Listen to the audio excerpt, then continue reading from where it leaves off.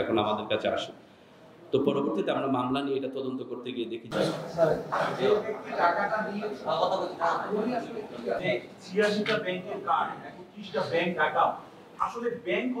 Excel sheet করে সবকিছুই তাদের হলো গোছানো।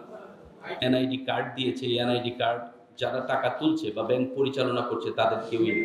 দেশ থেকে ডলারের বাক্স পাঠাবে এই হিসেবে তাকে পার্সেল পাঠিয়েছে এবং এই পার্সেল এয়ারপোর্টে কাস্টমসে এসে পৌঁছেছে।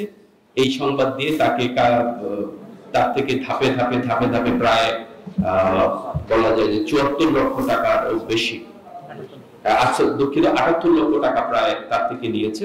তো এই মামলা তদন্ত করতে গিয়ে আমরা এই গ্রুপটাকে শনাক্ত করতে সক্ষম হয়েছি এবং